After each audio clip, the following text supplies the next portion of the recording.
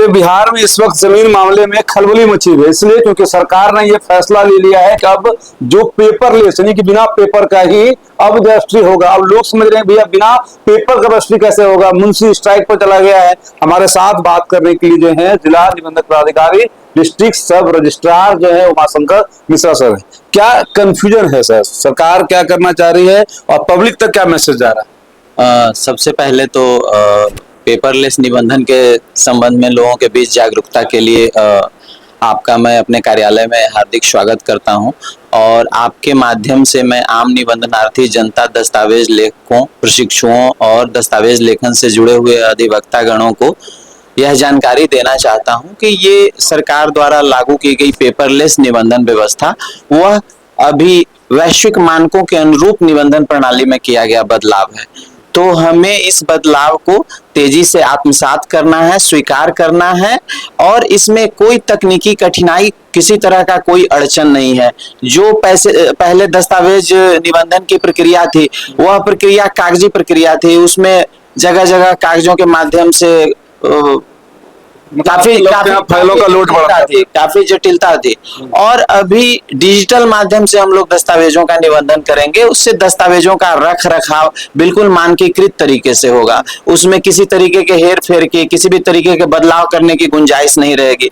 उसका ऑथेंटिकेशन आसानी से होगा। यदि कोई व्यक्ति, उदाहरण के तौर पर हम लोग इस तरह इसको समझ सकते हैं कि आज की तारीख में आप पेपरलेस निबंधन कराते हैं, डिजिटल माध्यम से निबंधन कराते हैं और आप अपने उस भूखंड पर कोई वित्तीय सहायता प्राप्त करते हैं, कोई लोन लेने के लिए जाते हैं, तो जो वित्तीय संस्था है वो आसानी से आपके एप्लीकेशन नंबर, डीड नंबर के आधार पर वह निबंधन विभाग के पोर्टल से उसको ऑथेंटिकेट कर पाएगी। उसके लिए आपको सत्यापित प्रतिलिपि, तरह तरह के कागजी प्रमाण देने की जरूरत नहीं पड़ेगी। तो ये बिल्कुल अभी सबका सम्मान जीवन आसान की जो व्यवस्था है और डिजिटल मोड में जाने की जो तैयारी है, तो उसी तैयारी की कड़ी में एक अहम कदम है। मतलब आम जो नागरिक हैं, जो आम लोग हैं, उन्हें इससे कोई दिक्कत नहीं है। हम लोग भी समझ रहे हैं जिस तरह से आपका सब डिजिटल इंडिया आ रहा था, जिस वक्त में आपको ऐसा लगा कि भाई हम लोग जो है यहाँ पर कैशलेस कर देते हैं, अब लेन देन डिजिटल होगा। कई सारे विज्ञापन ऐसे आते थे जहाँ मछली लोग खरीद रहे हैं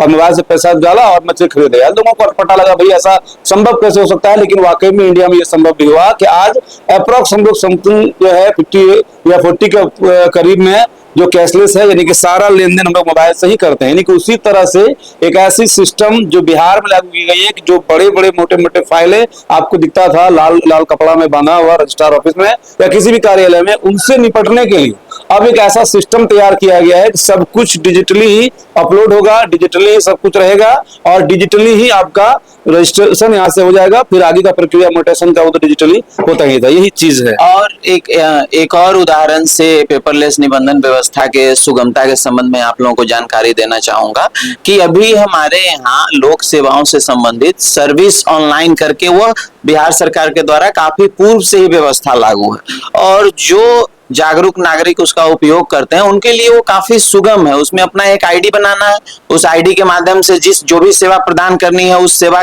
प्राप्त करने का रिक्वेस्ट रेज करना है और वो ऑटोमेटिक जो निर्धारित समय सीमा है उस समय अवधि में वह सर्विस आपको प्राप्त हो जाती है और आपके मेल पर और आपके लॉगिन पर उसका प्रमाण पत्र उपलब्ध हो जाता है। दिक्कत इसमें किसको है? क्योंकि रजिस्ट्री ऑफिस का मतलब लोग ये भी समझते थे कि आपसे पहले जो लोग बाहर बैठे हुए हैं बड़े बक्से के साथ, जिनमें कहा जाता था कि उनके पास नक्शा होता है, सब कुछ होता है, हर जमीन संबंधित सवालों के जवाब होते हैं जिसको हम लोग मुंशी कहते हैं, और उसी काम के बदले में वो एक अपने फीस भी लेता था और वही पूरी कागजी प्रक्रिया तैयार करता था। वही बताते भी थे कौन जमीन में दिक्कत है, क्या है, नहीं है, कैसे क्या कुछ है। तो उनका आप लोग मार्जिन ही खत्म कर दिए, मुंशी वाला काम ही नहीं हो। नहीं, ये वो लोग कह रहे हैं कि हमारा ही मतलब खत्म कर दिया। नहीं, हमारी समझदारी और सरकार उन लोगों के आजीविका के प्रति भी संवेदनशील है। जो पुरानी व्यवस्था थी उसमें उनके अधिकार सीमित थे, उनका अधिकार सिर्फ दस्तावेजों के प्रारूपण तक सीमित था, जबकि वर्तमान पेपरलेस निबंधन प्रक्रिया में उनके भूमिका को और व्यापक बनाया गया है, उनके अधिकार को और विस्तृत बनाया गया है।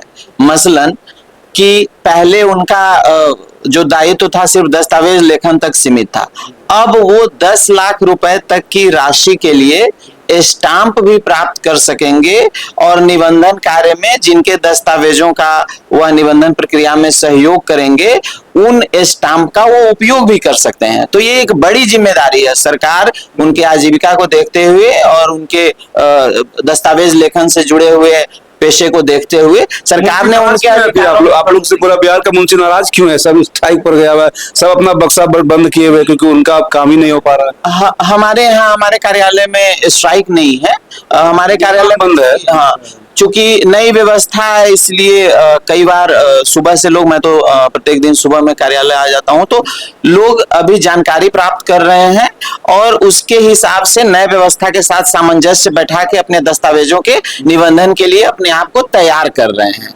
तो अभी तैयारी की प्रक्रिया है, 1 से 2 सप्ताह में बिल्कुल सामान्य व्यवस्था हो जाएगी और दस्तावेज लेखकों, प्रशिक्षुओं और अधिवक्तागण को भी इसमें परेशान होने की कोई बात नहीं है। बस एक प्रक्रिया है कि आप किसी खास समय में किसी खास कालखंड में अलग टाइप से सेवा प्राप्त कर रहे थे और एक खास कालखंड में आप नए तरीके से, तो सर वो लोग मतलब वहां से खत्म हो जाए, रिमूव हो जाएगा ना, क्योंकि उनका भूमिका नहीं रहेगा। जब आप लोग सारा कुछ पेपरलेस कर ही देंगे, सारा कुछ यहाँ से अपलोड हो जाएगा या उनको जो भी लोग गाइड करेंगे उस तरीके से आपके साइट पर अपलोड होकर सब कुछ हो जाएगा, तो फिर जो मुंशी की भूमिका होती थी वो तो लग रहा है धीरे धीरे, आज नहीं हो लेकिन कुछ दिनों के बाद खत्म हो जाएगा। नहीं, आम निबंधनार्थी जनता के पास विकल्प है कि वो चाहे तो सर्विस प्रोवाइडर की सहायता ले सकते हैं, यदि स्वयं सक्षम है तो स्वयं भी आवेदन कर सकते हैं। पहले भी तो आपके ये व्यवस्था था ही ना कि जो लोग जानकार हैं वो डायरेक्ट भी आकर अपना निबंधन करा सकते हैं और जो लोग जानकार नहीं है तो वो मुंशी से सहायता लेते थे। बिल्कुल बिल्कुल, पहले भी ये व्यवस्था थी। अब पहले की व्यवस्था थी वो कागज वाली व्यवस्था थी और वर्तमान व्यवस्था डिजिटल व्यवस्था है। भ्रष्टाचार पर सर कितना कंट्रोल होगा इससे? निश्चित रूप से लोग जागरूक होंगे तो निश्चित रूप से भ्रष्टाचार के विरुद्ध लड़ाई में हम लोग दूसरा आदमी बेच देता है, कई बार एक ही जमीन 2-2 बार रजिस्ट्री हो जाता है। कई बार कहा जाता है कि रजिस्ट्रार को या रजिस्ट्रेशन ऑफिस को इस बात से कोई मतलब नहीं है, उनका तो काम है भाई रेवेन्यू आना और करा दो, ये सब काम जो है सीओ देखेंगे किसका मोटेशन करना है नहीं करना है, ये सब रजिस्ट्री ऑफिस का काम नहीं आता।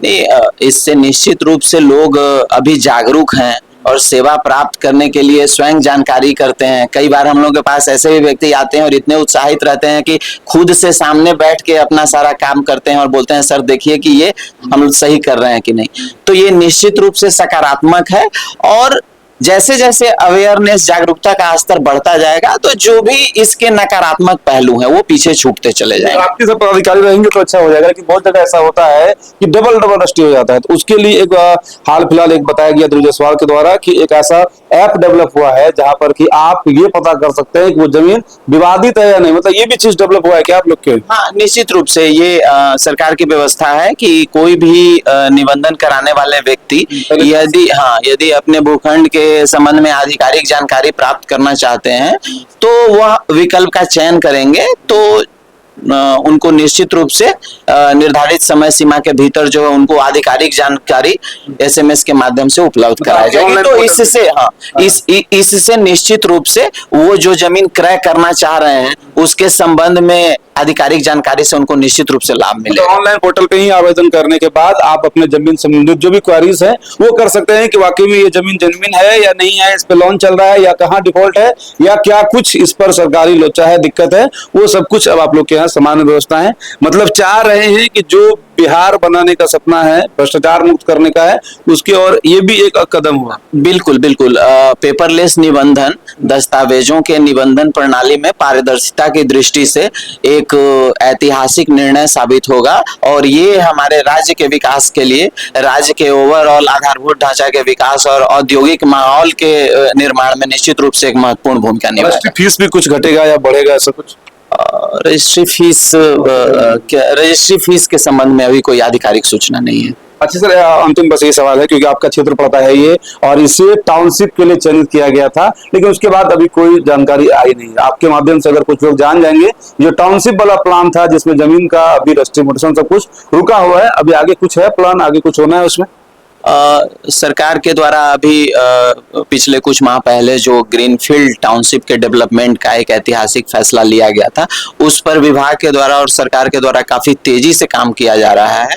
उसका परिणाम आगामी 1 से 2 माह में निश्चित रूप से सार्वजनिक होगा। 1 से 2 माह के तक लोगों को इंतजार करना है। 1 से 2 माह के बाद आपको जो रोक लगा हुआ था, जिस एरिया में सब लोग जानते हैं, उस एरिया में आपको क्या होगा, कब होगा, कैसे होगा, क्या डेवलपमेंट होगा, वो सब कुछ आपको 1 से 2 माह के बाद जानकारी देगा। हमारे साथ बातचीत करने के उमाशंकर मिश्र सर थे और ये रजिस्ट्रार है, सब रजिस्ट्रार है पूर्णिया के, और जो सबसे बड़ी जानकारी दे रहे थे, जो पूरे बिहार में एक संशय का माहौल है कि भाई ये पेपर लेस कौन सा रजिस्ट्री होता है, जो कागज है, जब कागज ही नहीं रहेगा तो रजिस्ट्री कैसे हो जाएगा। सीधा आप समझिए जैसे आप पैसा देते हैं और पैसा 10, 20, 50, 1000, 2000, 1 लाख, 5 लाख, 10 लाख दूसरे के अकाउंट में चल जाता है, वहां कोई कागज का लेन देन नहीं होता है, वहां कोई कागज का पैसा नहीं होता है, मतलब वो ट्रांसफरेबल पैसा होता है जो आपके अकाउंट से दूसरे अकाउंट में जाता है। उसी तरह से सारा पेपर ऐसा ही सिस्टम में आपका दर्ज है सरकार के जो विभाग है, और उसके तहत ही आपकी जमीन जिसको भी आपको रजिस्ट्री करना है या जहां भी ट्रांसफर करना है वहां तक हो जाएगा। डरने की, संशय की कहीं कोई बात है नहीं। बस एक ही दिक्कत है, वो है जो मुंशी आपको गाइड करते थे, गाइड करने के बदले में जो फीस लेते थे, बस उनको थोड़ी दिक्कत आ रही है। जब डायरेक्ट होगा तो फिर मेरा क्या रोल होगा। बाकी उनके लिए सरकार क्या कुछ करती है वो भी हम लोग देखेंगे, जानेंगे, आगे बताएंगे। वीडियो को शेयर करिएगा। जय हिंद।